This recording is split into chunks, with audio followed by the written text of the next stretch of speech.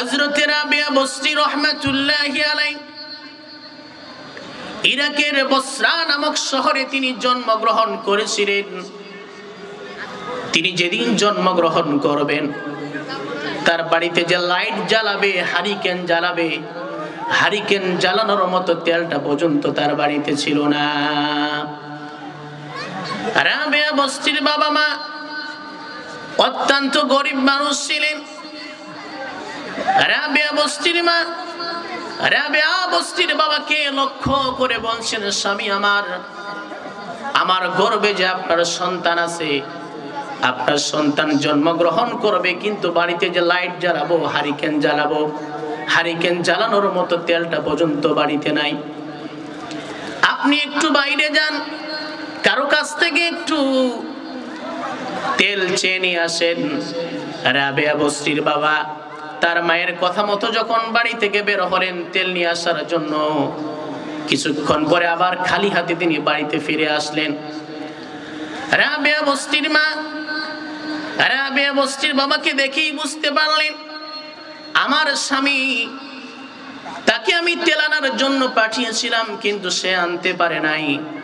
কারণ রাবিয়া বসরির বাবার ব্যক্তিত্ব এত ভালো ছিল, মনোমাইন্ড এত ভালো ছিল, কারো কাছে কোনো জিনিস চাইবে এই ব্যক্তিত্ব, এই মনোমাইন্ড তার ছিল না। দেখবেন কিছু মানুষ আমাদের সমাজে আছে, না খেয়ে থাকবে কিন্তু মানুষের কাছে হাত পাতবে না। এই গুণটা ভালো না খারাপ? ভালো। তো রাবিয়া বসরির মা রাবিয়া বসরির বাবাকে দেখেই বুঝতে পারলেন আমার স্বামী কারো কাছ থেকে তেল চেয়ে নিয়ে আসতে পারেন নাই। রাবিয়া বসরির বাবা টেনশন করতেছেন, আমার ঔরস থেকে, আমার স্ত্রীর গর্ভ থেকে আমার সন্তান জন্মগ্রহণ করবে, কিন্তু আমার কাছে কোনো টাকা নাই, পয়সা নাই। টেনশন করতে করতে যখন মসজিদে আজান হয়ে গেল, তিনি নামাজ পড়ার জন্য মসজিদে চলে গেলেন। নামাজ শেষ করার পরে আল্লাহর দরবারে তিনি মোনাজাত করলেন। মোনাজাত শেষ করে যখন বাড়িতে চলে আসলেন, আসার পরে তিনি দরুদ শরীফের আমল শুরু করে দিলেন। সাল্লাল্লাহু আলাইহি ওয়াসাল্লাম, সাল্লাল্লাহু আলাইহি ওয়াসাল্লাম। রাবিয়া বসরির বাবা দরুদ শরীফের আমল করতে করতে ঘুমিয়ে পড়লেন। ঘুমের মধ্যে স্বপ্নে দেখে বিশ্বনবী তার সামনে হাজির হয়ে গেছে। নবীজি এসে বলছে, উম্মত আমার, তুমি কেন টেনশন করতেছো, কেন চিন্তা করতেছো? তোমার স্ত্রীর গর্ভ থেকে তোমার যে সন্তান জন্মগ্রহণ করবে, এই সন্তানটা সাধারণ কোন নারী হবে না, এই সন্তানটা হবে জান্নাতি নারী। বলি সুবহানাল্লাহ। আর তোমার কাছে যে টাকা নাই, পয়সা নেই, তুমি চিন্তা করো না। এই দেশের বাদশার নাম হলো ঈসা। এই দেশের বাদশা প্রত্যেক দিন দৈনিক আমার প্রতি 200 বার করে দরুদ শরীফ পাঠ করে, আর জুমার রাতে সে আমার প্রতি প্রত্যেক জুমার রাতে 400 বার করে দরুদ শরীফ পাঠ করে। গত জুমার রাতে সে আমার উপরে দরুদ শরীফ পাঠ করতে ভুলে গিয়েছে। তুমি তাকে গিয়ে বলবে, সে যে দরুদ শরীফ পাঠ করতে ভুলে গিয়েছিল তার জন্য তোমাকে যেন 400 দিরহাম জরিমানা হিসাবে দেয়। এই স্বপ্নটা দেখার পরে তার ঘুমটা ভেঙে গেছে। ঘুম ভেঙে যাওয়ার পরে রাবিয়া বসরির বাবা রাবিয়া বসরির মাকে লক্ষ্য করে বলছে, আমার স্ত্রী, আমি দরুদ শরীফের আমল করতে করতে এই স্বপ্নটা দেখেছি, এখন কি করব?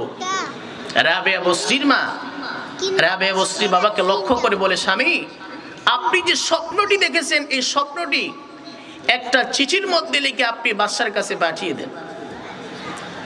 রাবিয়া বসরির বাবা রাবিয়া বসরির মায়ের কথা মতো স্বপ্নের কথাগুলো যখন চিঠির মধ্যে লিখলেন, লেখার পরে চিঠিখানা যখন বাদশার কাছে পৌঁছায় দিলেন, বাদশা চিঠিখানা পড়ে দেখে তিনি আশ্চর্য হয়ে গেলেন। আমি যে প্রত্যেক দিন দরুদ শরীফ পাঠ করি, দরুদ শরীফগুলো নবীর কাছে পৌঁছায় দেওয়া হয়, আর গত রাত্রে যে আমি 400 বার দরুদ শরীফ পড়তে ভুলে গিয়েছি, সত্যি তো আমি ভুলে গিয়েছি, এটা নবীজি এই বান্দাকে বলেছে, এই মানুষটাকে বলেছে। সে আনন্দে ওই রাবিয়া বসরির বাবাকে 400 দিরহাম সদকা হিসেবে দিয়ে দিলেন। রাবিয়া বসরির বাবা 400 দিরহাম নিয়ে বাড়িতে চলে আসলেন। এই ঘটনা দ্বারা আমরা বুঝলাম দুইটি শিক্ষা। একটা শিক্ষা হলো যে বান্দা আল্লাহর উপরে তাওয়াক্কুল করে, আল্লাহর উপর ভরসা করে, আমার আল্লাহ ওই বান্দার জন্য যথেষ্ট হয়ে যায়। 2 নম্বর হলো, যখন কোন ব্যক্তি নবীর উপরে দরুদ শরীফ পাঠ করে, আমি আপনি যখন নবীর উপরে দরুদ শরীফ পাঠ করি, আমাদের দরুদগুলো একদল ফেরেশতা আছে, এই ফেরেশতাগুলো নবীর দরবারে পৌঁছায়া দেন। আল্লাহর পয়গম্বর বিশ্ব নবী বলেন, যখন কোন আমার উম্মত আমার উপরে একবার দরুদ শরীফ পাঠ করে, ওই দরুদ শরীফ পাঠকারীর নাম, তার বাবার নাম, এলাকার নাম সহ আমি নবীর কাছে দরুদটা পৌঁছে দেওয়া হয়। বলি সুবহানাল্লাহ। মান সাল্লা আলাইয়া ওয়াহিদাতান সাল্লাল্লাহু আলাইহি আশরা। বিশ্ব নবী বলেন, যে ব্যক্তি আমার উপরে একবার দরুদ শরীফ পাঠ করবে, আল্লাহ পাক ওই ব্যক্তির উপরে 10 বার রহমত নাজিল করেন। বলি সুবহানাল্লাহ। আর যে উম্মত আমার প্রতি বেশি বেশি দরুদ শরীফ পাঠ করবে, কাল কিয়ামতের দিন আমি নবী ওই বান্দার জন্য, উম্মতের জন্য সুপারিশ করা ওয়াজিব হয়ে যাবে। বলি সুবহানাল্লাহ।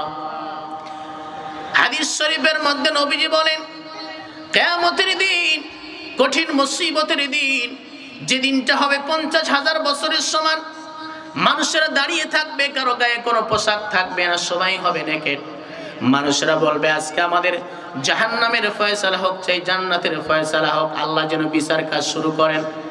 কিন্তু আল্লাহ এত সহজে বিচার কাজ শুরু করবেন না। নবীজি বলেন, ওই কিয়ামতের দিনটা হবে 50,000 বছরের সমান। সমস্ত মানুষেরা চিন্তা করবে, আমরা আদম আলাইহিস সালামের কাছে যাই, তার কাছে গিয়ে বলি, তিনি যদি আল্লাহর দরবারে সুপারিশ করেন, তাহলে আল্লাহ বিচারের কাজ শুরু করবেন। সমস্ত মানুষরা কিয়ামতের দিন আদম আলাইহিস সালামের কাছে গিয়ে বলবে, হে আল্লাহর নবী আদম, আপনি পৃথিবীর মধ্যে প্রথম নবী ছিলেন, আপনি আমাদের আদি পিতা। আজকে আল্লাহ পাক বিচার কাজ শুরু করতেছেন না, আপনি একটু আমাদের জন্য আল্লাহর কাছে সুপারিশ করেন। আদম নবী বলবে, না না, আজকে আমার দ্বারা সম্ভব না, কারণ জান্নাতের মধ্যে আমি গন্ধম ফল খেয়ে ফেলেছিলাম, আমার দ্বারা সম্ভব না, তোমরা চলে যাও মুসা নবীর কাছে। সমস্ত মানুষরা মুসা নবীর কাছে চলে যাবে। মুসা নবী বলবে, না না, আজকে আমার দ্বারা সম্ভব না, তোমরা ঈসা নবীর কাছে চলে যাও। ঈসা নবীর কাছে সমস্ত মানুষরা চলে যাবে। তিনি বলবেন, আজকে আমার দ্বারা সম্ভব না, আজকে আমার একজন নবী শুধু সুপারিশ করতে পারবে, তিনি হচ্ছেন রহমাতুল লিল আলামিন। বলি সুবহানাল্লাহ। সমস্ত মানুষেরা সেদিন আল্লাহর নবীর কাছে যাবে, আমাদের নবীর কাছে। নবীজি মাকামে মাহমুদের মধ্যে সাজদার মধ্যে পড়ে থাকবেন। আল্লাহর নবীকে আল্লাহ পাক বলবেন, হাবিব আপনি মাথা উঠান, ইসফা তুসাফা, আপনি সুপারিশ করুন, সুপারিশ কবুল করা হবে।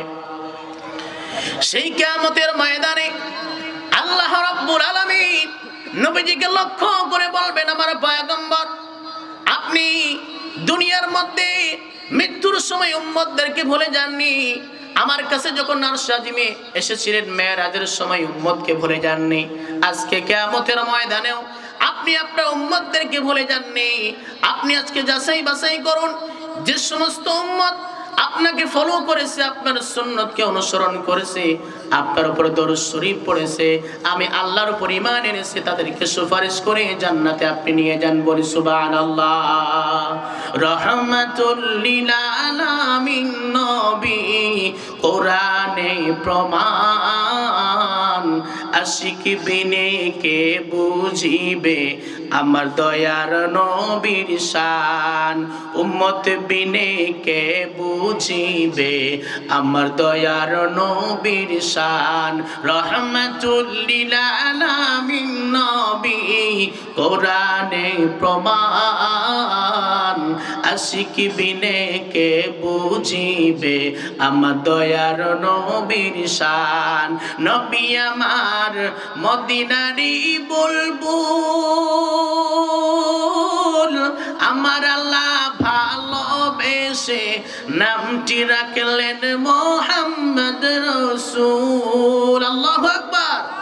নবী আমার মদিনারি বুলবুল, আমার আল্লাহ ভালোবেসে নামটি রাখলেন হাবিবে রাসূল। রসূল সেই নবীকে ভুল বুঝিলে, সেই নবীকে ভুল বুঝিলে থাকবে না ঈমান। আশিক বিনে কে বুঝিবে আমার দয়ার নবীর শান, উম্মত বিনে কে বুঝিবে আমার দয়ার নবীর শান। একটু চিৎকার দিয়ে বলেন মারহাবা। তাহলে নবীর উপরে দরুদ শরীফ কম পড়বো না বেশি পড়বো? আল্লাহ সকলকে তৌফিক দান করুক, বলেন আমিন। রাবেয়া বস্তি রহমাতুল্লাহি আলাইহির বাবা বাদশার কাছ থেকে যখন 400 দিরহাম নিয়ে আসলেন, বাড়িতে আসার পরে রাবেয়া বস্তি রহমাতুল্লাহি আলাইহি তিনি জন্মগ্রহণ করলেন। কিছুদিন পরে বসরা শহরে দুর্ভিক্ষ চলে আসলো। এই দুর্ভিক্ষের মধ্যে রাবেয়া বস্তির বাবা দুনিয়া থেকে বিদায় নিয়ে গেলেন। রাবেয়া বস্তি রহমাতুল্লাহি আলাইহি এতিম হয়ে গেলেন, বাবা হারা হয়ে গেলেন, শুধু তার মা বেঁচে আছেন। রাবেয়া বস্তি রহমাতুল্লাহি আলাইহি আস্তে আস্তে যখন একটু করে বড় হলেন, তার মাও দুনিয়া থেকে বিদায় নিয়ে গেল। একাই হয়ে গেলেন, বাবা নেই মা নেই, এতিম হয়ে গেলেন। ওই সময়ে গোলামবাদীর প্রচলন ছিল। একজন ব্যক্তি রাবেয়া বস্তি রহমাতুল্লাহি আলাইহিকে একজন ব্যক্তির কাছে, একজন মালিকের কাছে বিক্রি করে দিল।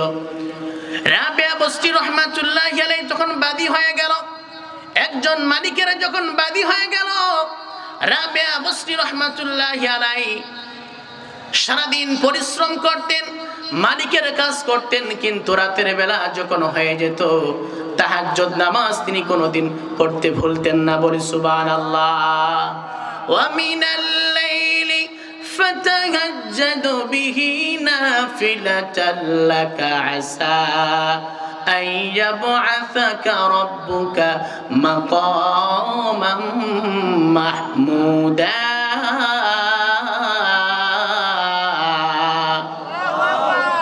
আল্লাহ রাব্বুল আলামিন বলেন, রাতের কিছু অংশ তোমরা তাহাজ্জুদ নামাজের জন্য তোমরা নির্ধারিত করে নাও, কারণ তাহাজ্জুদের সময়টা এমন একটা সময়, এই সময়ে বান্দা আল্লাহর কাছে যা চায় আল্লাহ পাক ওই বান্দাকে তাই দান করেন। বলি সুবহানাল্লাহ।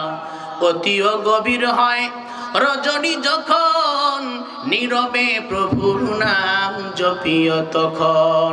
প্রভুর করুণা যদি পাইবারে চাও, প্রভুর করুণা যদি পাইবারে চাও, গভীর রাতে উঠে প্রভুর গুণগান গাও। রাবেয়া বস্তি রহমাতুল্লাহি আলাইহি রাতের বেলা তাহাজ্জুদের নামাজ পড়তে ভুলতেন না। একদিন তিনি সারাদিন কাজ করেছেন, সারাদিন কাজকর্ম করার পরে রাবেয়া বস্তি রহমাতুল্লাহি আলাইহি মধ্যরাতে তিনি তাহাজ্জুদের নামাজ পড়তেছেন। সামনে একটা কুপিবাতি জ্বালানো আছে, সামনে একটা হারিকেন জ্বালানো আছে। মালিক যখন তার রাতের বেলা উঠেছে, ওঠার পরে দেখতেছে তার যতগুলো ঘর আছে সমস্ত ঘরের লাইটগুলো বন্ধ, কিন্তু একটা ঘরের লাইট মিটি মিটি করে জ্বলে। মালিক চিন্তা করে, আমার সমস্ত ঘরের লাইটগুলো বন্ধ, একটা ঘরের লাইট কেন জ্বলে? লক্ষ্য করে দেখে রাবেয়া বস্তি রহমাতুল্লাহি আলাইহি ওই ঘরের মধ্যে তাহাজ্জুদের নামাজ পড়ে। বলি সুবহানাল্লাহ। মালিকটা চিন্তা করলো, এই রাবেয়া বস্তি সারাদিন পরিশ্রম করে আমার কাজগুলো করার পরেও রাতের বেলা তাহাজ্জুদের নামাজ পড়তে সে ভুলে না। এমন দিনদার মেয়েকে যদি আমি কষ্ট দেই, আল্লাহ পাক আমাকেও মাফ করবেন না।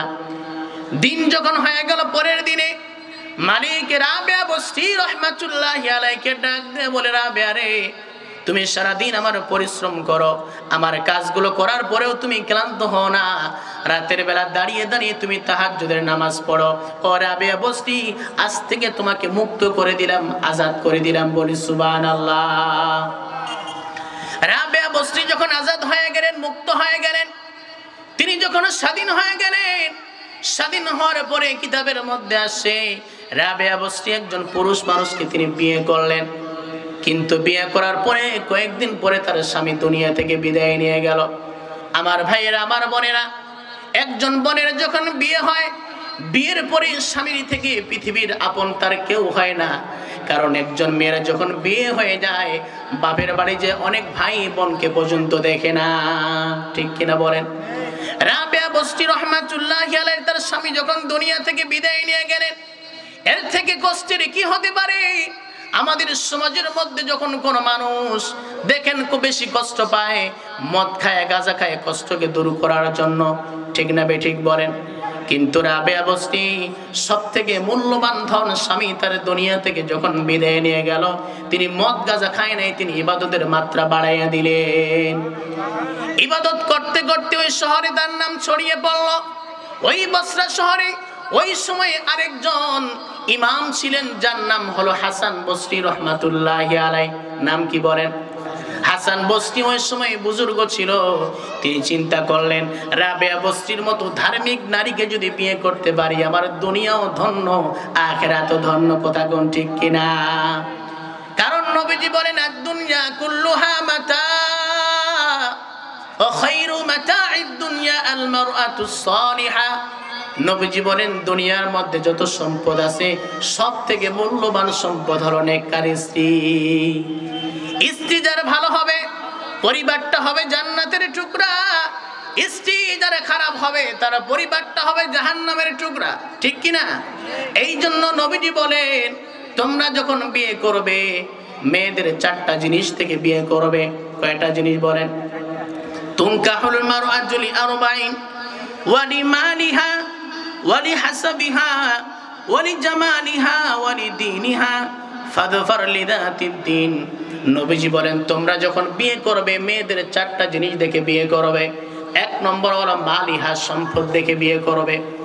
নাম্বার 2 হলো হাসাবিহা, বংশ দেখে বিয়ে করবে। নাম্বার 3 হলো জামালিহা, সৌন্দর্য দেখে বিয়ে করবে। নাম্বার 4 হলো দিনদার দেখে বিয়ে করবে। এই 4টার মধ্যে তোমরা দিনদারিকে বেশি প্রাধান্য দিবে। কিন্তু আজকে সমাজের যুবকেরা যখন বিয়ে করে, দিনদারিকে প্রাধান্য দেয় না, তার চামড়া সাদা ওকে প্রাধান্য দেয়, ঠিক না বেঠিক? যে মেয়েটা টিকটক করতে জানে, টিকটকে ভাইরাল হয়েছে বলে ওকে বিয়ে করতে হবে। যুবকদেরকে লক্ষ্য করে বলি, ও যুবক, তুমি যদি দিনদার মেয়েকে না দেখে বিয়ে করো, তুমি যদি চামড়া সাদা দেখে বিয়ে করো, টিকটকওয়ালা মেয়েকে বিয়ে করো, ওই টিকটকওয়ালা মেয়েকে বিয়ে করলে তার পেট থেকে যত সন্তান হবে, সব সন্তান হবে মমতাজ আর সাকিব খান আর সালমান শাহ, ঠিক কিনা? আর যদি দিনদার মেয়েকে বিয়ে করেন, তার পেট থেকে যত সন্তান বের হবে, সব সন্তান হবে রাবেয়া বস্তির মতো আল্লাহর ওলি। কথা কোন ঠিক কিনা? আর ছেলেদেরকে কি দেখতে হবে?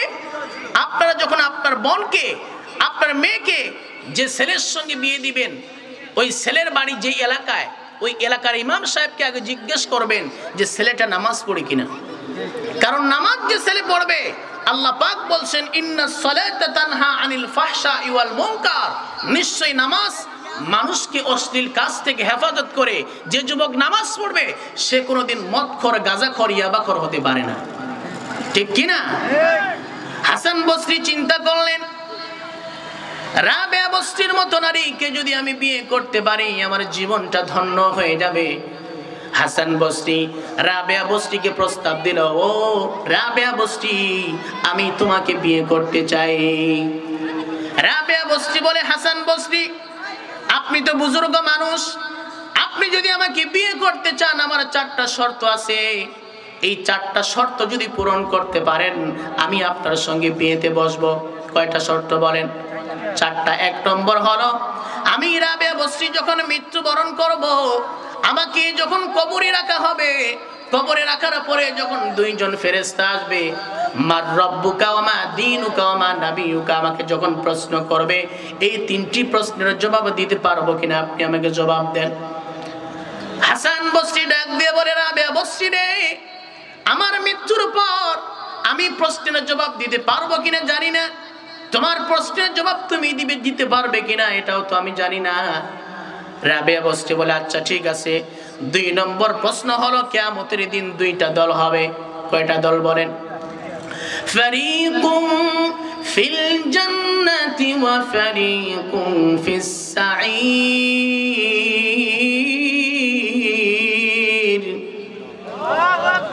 একটা দল হবে জান্নাতি, স্বামী আপনি আমাকে বলেন তো আমি জান্নাতি দলের হব নাকি জাহান্নামী দলের?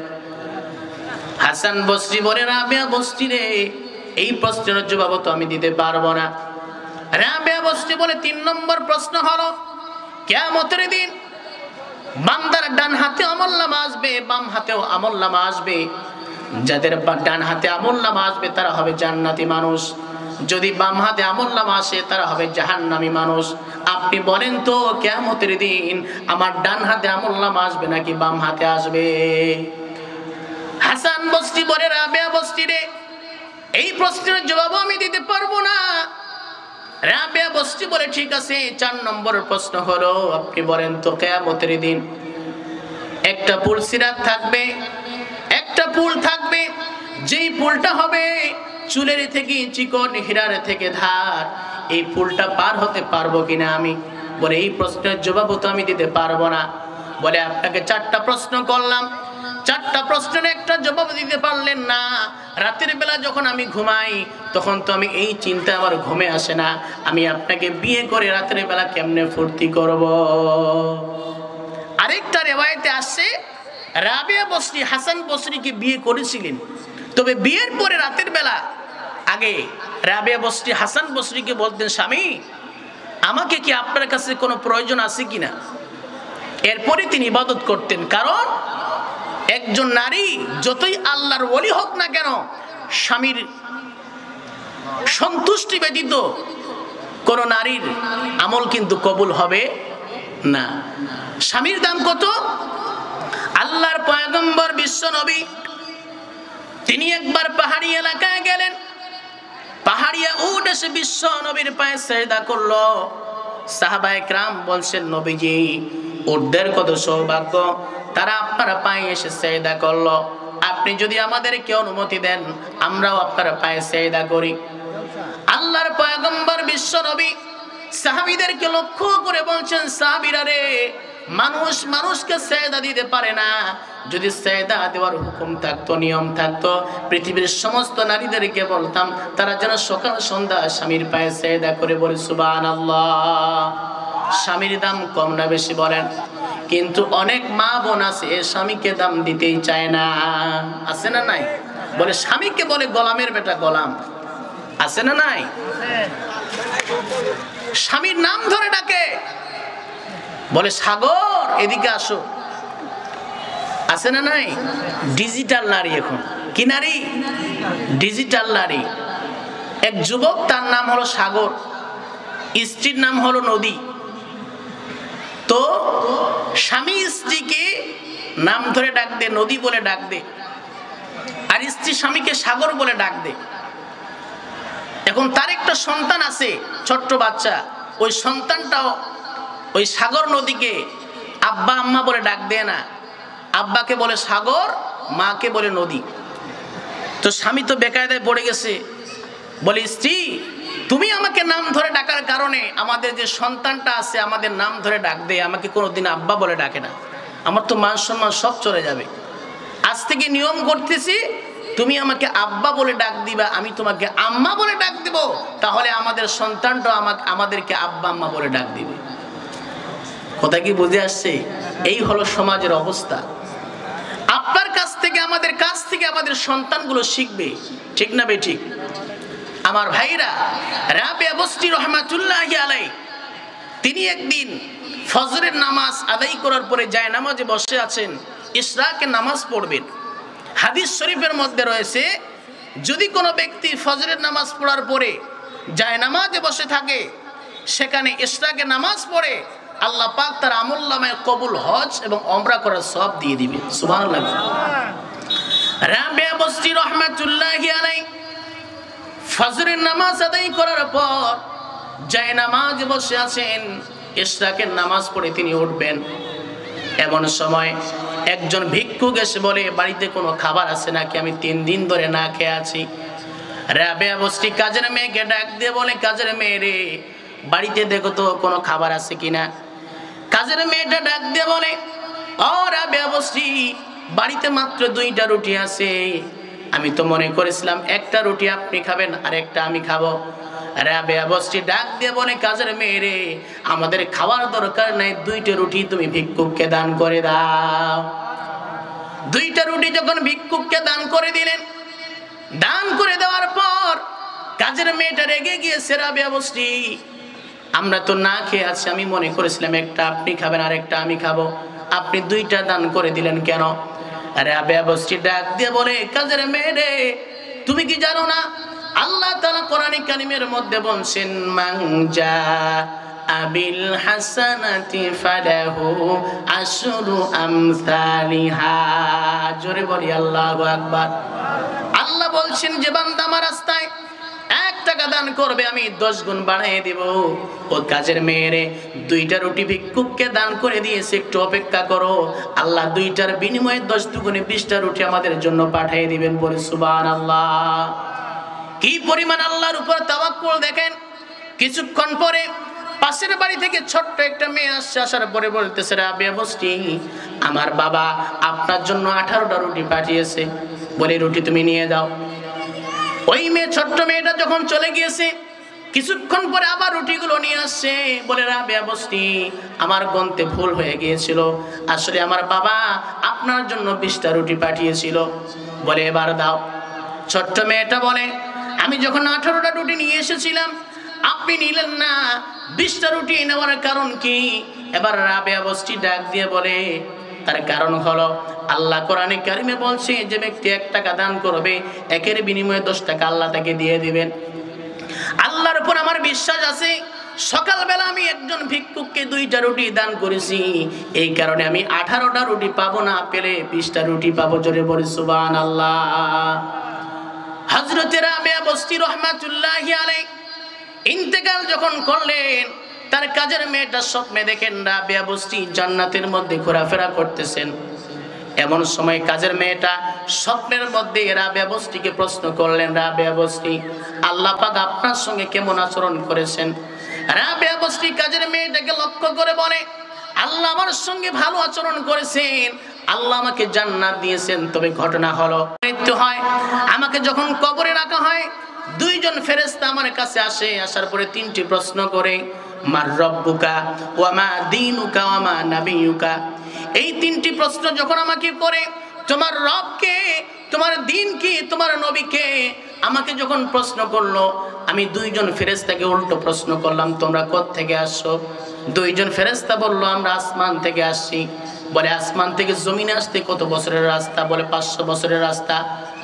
রাবেয়া বস্তি ডাক দিয়ে বলে, তখন ফেরেশতাদেরকে বললাম, তোমরা যদি 500 বছরের রাস্তা এত দূর আসার পরেও যদি আল্লাহকে না ভুলতে পারো, আমি রাবেয়া বস্তি সারা জীবন আল্লাহর নাম নিলাম, আল্লাহকে ভালোবাসলাম, 3.5 হাত মাটির নিচে আসার পরে কি আমি আল্লাহকে ভুলতে পারি?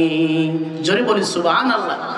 রাবেয়া বস্তি ডাক দিয়ে বলে, তখন এই কথা যখন আমি বললাম, বলার পরে গায়েব থেকে একটা আওয়াজ আসলো, তোমরা আমার বান্দিকে কষ্ট দিও না, তার কবরটাকে জান্নাতের সঙ্গে সংযুক্ত করে দাও। বলি সুবহানাল্লাহ। আমার ভাইরা, আমার বোনেরা, রাবেয়া বস্তি রাহমাতুল্লাহি আলাইহি তিনি সাহাবী ছিলেন না, কিন্তু দেখেন এত আমল তিনি করেছিলেন, ইসলাম দিয়ে তার জীবনটাকে এমন ভাবে সাজিয়েছিলেন, তার মৃত্যুর 1200 বছর হয়ে গেছে, আজও পর্যন্ত মানুষরা তাকে স্মরণ করে। বলি সুবহানাল্লাহ। কিন্তু আজকের মা বোনদেরকে লক্ষ্য করলে দেখা যায়, মা বোনরা তো রাবেয়া বস্তি না, সবগুলো হলো মমতাজের মতো ফাইটটা যায়। ঠিক কিনা বলেন? রাস্তাঘাটে সব জায়গায় বেপরদায় চলাফেরা করে, ঠিক কিনা? শহরে বাজারে দেখো নারীদের ঢল, পর্দাবিহীন তারা করে ঝলমল, অন্যকে তার দিকে আশিকে বানায়, অন্যকে তার দিকে আশিকে বানায়, দেশটায় আজ ধ্বংস নারীর বেপরদায়, সবার মুখে একই আওয়াজ, হায় হায় হায়। ইবলিসে আজম বাংলাদেশে আগমন হয়েছে নারীর বেশে, ঠিক কিনা? দলে দলে নিয়া নারী মেলা বিলাই, পার্কে বসিয়া ওরা মেলা বিলাই, দেশটায় আজ ধ্বংস নারীর বেপরদায়। কথা কোন ঠিক কিনা? শুধু মা বোনদের দোষ দিলে হবে না, আমাদের পুরুষ ভাইয়ের দোষ আছে না নাই? তাদের থেকে ডাবল দোষ আমাদের। কারণ যে সমস্ত নারীরা বেপরদায় ঘোরাফেরা করে এরা কিন্তু আমাদের বোন, কারো মা, কারো স্ত্রী, ঠিক কিনা? স্বামী যদি ভালো হয়ে যায়, স্ত্রীকে যদি তাগিদ দেয়, নামাজ পড়া যেমন ফরজ, পর্দা করা তোমার জন্য ফরজ, তুমি বেপরদায় চলাফেরা করতে পারবে না। ওই স্ত্রীর সাহস নাই যে বেপরদায় চলাফেরা করে, ঠিক কিনা? তার মানে যে সমস্ত নারী বেপরদায় ঘোরাফেরা করে তাদের স্বামীও তাদেরকে কিছু বলে না, ঠিক কিনা? অনেক বোন আছে ভাই বোনকে পর্দা করার কথা বলে না, বাবা সন্তানকে পর্দা করার কথা বলে না, কিন্তু মনে রাখবেন যারা আপনারা পর্দা করার জন্য বলেন না, কিয়ামতের দিন আপনার সন্তানগুলোই কিন্তু আপনার বিরুদ্ধে নালিশ দিবে, ঠিক না বেঠিক? কিয়ামতের ময়দানে যেই সমস্ত সন্তানেরা বাবা মায়ের কারণে জাহান্নামী হয়েছে, তারা আল্লাহকে বলবে রব্বানা ইন্না আতা'না সাদাতানা ওয়া কুবারানা ফাআদাল্লুনা সাবিলা। আল্লাহ তাআলা দুনিয়ার মধ্যে আমার বাবা আমার মা আমাকে কোরআনের শিক্ষা দেয় নাই, নামাজের কথা বলে নাই, পর্দার কথা বলে নাই, শুধু আমরা জাহান্নামে গেলে চলবে না, আমার বাপ মাকেও আপনি পাকড়াও করে। সেদিন আপনি কি করবেন? এই জন্য আল্লাহ পাক বলছেন ইয়া আইয়ুহাল্লাযীনা আমানু কু আনফুসাকুম ওয়া আহলিকুম নারা, হে ঈমানদারেরা তোমরা নিজে জাহান্নাম থেকে বাঁচাও, পরিবারের মানুষদেরকে জাহান্নাম থেকে বাঁচাও, ঠিক কিনা? অনেকে আছে নিজে নামাজ পড়ে কিন্তু সন্তান তাকে নামাজ পড়ার কথা বলে না, নিজে রোজা রাখে সন্তানকে ডাক দেয় না, বলে ও রোজা থাকলে শুকিয়ে যাবে, আছে না নাই? সন্তানের বয়স 25 বছর, সব পেকে গেছে, বলে এখনো রোজা রাখার নাকি সময় হয়নি। আপনি আপনার সন্তানকে রোজা রাখতে বিরত রাখলেন, তার শুধু গুনাহ হবে না, আপনি বাম্মা আপনারও কিন্তু গুনাহ হবে, ঠিক না বেঠিক? আমার ভাইরা, আমার বন্ধুগণ, এই জন্য মা বোনদেরকে পর্দা করতে হবে। মা রাবেয়া বস্তির মতো হতে হবে, ফাতেমাতুল জাহরা রাদিয়াল্লাহু তাআলা আনহার মতো হতে হবে, আম্মা জান খাদিজাতুল কুবরা রাদিয়াল্লাহু তাআলা আনহার মতো হতে হবে। যেই নারীকে আল্লাহ রাব্বুল আলামিন নিজেই সালাম দিয়েছেন, সেই নারীর নাম হলো আম্মা জান খাদিজাতুল কুবরা রাদিয়াল্লাহু তাআলা আনহা। তার যখন মৃত্যুর সময় হয়ে গেল, নবীজিকে বলছেন স্বামী আমার তো মৃত্যুর সময় হয়ে গিয়েছে। হযরতে খাদিজাতুল কুবরা কান্না করতেছেন। নবীজি বলছেন ও খাদিজা তুমি কেন কান্না করো, তোমার কি হয়েছে বলো? বলে স্বামী আমার, ইয়া রাসূলুল্লাহ আমার তো মৃত্যুর সময় হয়ে গিয়েছে, আমাকে যখন কবরে রাখা হবে, ফেরেশতারা যখন আমাকে 3টি প্রশ্ন করবে, মার রাব্বুকা ওয়া মা দীনুকা ওয়া মা নাবিয়ুকা, এই 3টি প্রশ্নের কি জবাব দিব, এই ভয়ে আমি খাদিজাতুল কুবরা কান্না করতেছি। দেখেন, যেই নারীকে আল্লাহ নিজে সালাম দিয়েছেন তার যদি এত ভয় হয়, আমাদের মা বোনদের আরো বেশি ভয় করার দরকার আছে না নাই? আল্লাহর পয়গম্বর বিশ্বনবী বললেন, খাদিজা রে, ইসলামের জন্য যত ত্যাগ করেছো, যত কুরবানি করেছো, তোমার মৃত্যুর পরে তুমি যখন কবরে যাবে, আল্লাহ তোমার কবরের প্রশ্নগুলো আসান করে দিবেন। তবু আম্মা জান খাদিজার কান্না বন্ধ হয় না। বলে স্বামী আমার, যতক্ষণ পর্যন্ত আপনি আমার সঙ্গে 3টি ওয়াদা না করেন, ততক্ষণ পর্যন্ত আমার কান্না বন্ধ হবে না। কয়টি ওয়াদা? 3টি ওয়াদা। আল্লাহর পয়গম্বর বিশ্বনবী বললেন, খাদিজা রে, আজকে তুমি যা বলবে তোমার সমস্ত ওয়াদাগুলো পূরণ করব।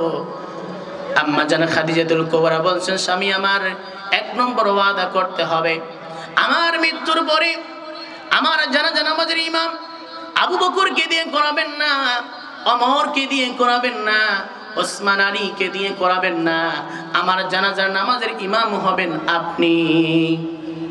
রাসূল বললেন ঠিক আছে। 2 নম্বর হলো, ও আমার প্রাণের স্বামী, আমার মৃত্যুর পরে আপনি বাজার থেকে কোনো কাফন কিনে আনবেন না। আমাদের সমাজে যখন কোনো ব্যক্তি মারা যায়, আমরা বাজার থেকে কাফনের কাপড় কিনে আনি কি আনি না বলেন? খাদিজাতুল কুবরা বলছেন, স্বামী আমার, বাজার থেকে আপনি আমার জন্য কাফনের কাপড় কিনে আনবেন না। রাসূল বলছেন, তাহলে আমি কেমনে কাফন দিব তোমাকে? আম্মা জান খাদিজাতুল কুবরা বলছেন, স্বামী আমার মৃত্যুর পরে আপনার শরীরের মধ্যে যে জামাটা আছে এই জামাটা আপনি আমার জন্য কাফনের কাফন বানিয়ে দিবেন, বলি সুবহানাল্লাহ। রাসূল বলছেন, খাদিজা রে, যদি আমি আমার জামাটা তোমার জন্য কাফনের কাফন বানিয়ে দেই, তোমার লাভ কি, তোমার ফায়দা কি, তুমি আমাকে বলো। খাদিজাতুল কুবরা বলছে, স্বামী আমার লাভ হলো যদি আপনার জামাটা আমার জন্য কাফনের কাফন হয়ে যায়, আমাকে যখন কবরে রাখা হবে, ফেরেশতারা যখন আমার কাছে আসবে, আপনার কাপড় থেকে, আপনার কাপড়ের মধ্যে তো আপনার ঘাম লেগে আছে, আপনার ঘাম তো মেশক আম্বরের থেকে সুগন্ধি। সুবহানাল্লাহ বলেন। নবীর ঘামে তো সুগন্ধি ছিল। মক্কার মধ্যে যখন কারো বাড়িতে বিয়ে লাগতো, নবীজির ঘামগুলো শিশির মধ্যে ভরে নিয়ে তারা আতর হিসাবে ব্যবহার করতো, বলি সুবহানাল্লাহ। রহমতে আলম নবী, নবী দো জাহান, সাহাবীরা আতর বানায় ওই নবীজির ঘাম, বলো না সাহাবীরা আতর বানায় ওই নবীজির ঘাম। চিনো মানুষ জানো কেমন আমার নবীজি, যাহার পাগল চন্দ্র সূর্য তারকারাজি, বাবা আরো সোবানি সুন্দর কাহিনী, আরো সোবানি সুন্দর কাহিনী, জান্নাতের রুমে রুমে লেখা নবীর নাম, বলো না জান্নাতের রুমে রুমে লেখা নবীর নাম। রহমতে আলম নবী, নবী দো জাহান, সাহাবীরা আতর বানায় ওই নবীজির ঘাম। একটু চিৎকার দিয়ে বলেন মারহাবা। আম্মা জান খাদিজাতুল কুবরা বলছেন, ও আমার স্বামী, আপনার কাপড়টা যদি আমার জন্য কাফনের কাফন বানায় দেন, আমাকে যখন কবরে রাখা হবে, ফেরেশতারা যখন আসবে, আপনার কাপড় থেকে, জামা থেকে সুঘ্রাণ বের হবে, তখন তারা বুঝতে পারবে আপনি নবীর সঙ্গে আমার সুসম্পর্ক ছিল, বলি সুবহানাল্লাহ। 3 নম্বর ওয়াদা পূরণ করতে হবে স্বামী আমার, সেটা হলো আমাকে যখন কবরে রাখা হবে, আমাকে কবরে রাখার পরে ফেরেশতারা যখন আমাকে জিজ্ঞেস করবে, মার রব্বুক ওয়া মা দীনুক ওয়া মা নাবিয়ুক, এই 3টি প্রশ্নের জবাব আমি খাদিজা দিব না, আপনি রাসূলকে 3টি প্রশ্নের জবাব দিতে হবে। আল্লাহর নবী বললেন, ঠিক আছে, 3টি ওয়াদাই পূরণ করব। কয়েকদিন পরে আম্মা জান খাদিজাতুল কুবরা তিনি ইন্তেকাল করলেন। রাসূল প্রত্যেকটা ওয়াদা পালন করলেন। আম্মা জান খাদিজাতুল কুবরাকে দাফন দেওয়ার পরে সমস্ত সাহাবীরা বাইরে চলে গেছে, কিন্তু আল্লাহর নবী আম্মা জান খাদিজাতুল কুবরা রাদিয়াল্লাহু তাআলা আনহার কবরের পাশে টুকরে টুকরে কান্না করে। আবু বকর ডাক দিয়ে বলে, নবীজি, আপনার সমস্ত সাহাবীরা আম্মা জান খাদিজাতুল কুবরাকে দাফন দিয়ে চলে গেছে, আপনি কি যাবেন না?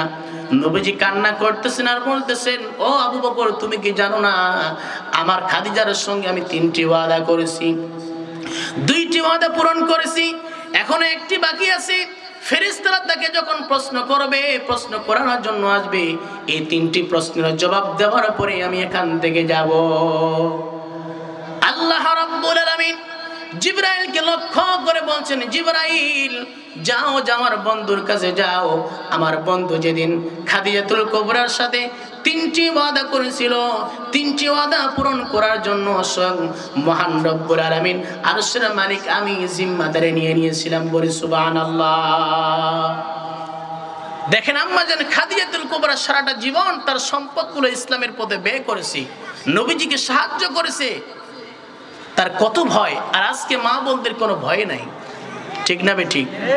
বেপরদায় ঘোরাফেরা করে। মা, আপনি যদি বেপরদায় ঘোরাফেরা করেন, আপনার তো গুনাহ হবে, যত পুরুষ দেখবে তাদেরও কিন্তু গুনাহ হবে, এর ভার কিন্তু আপনাকে নিতে হবে, ঠিক না বেঠিক?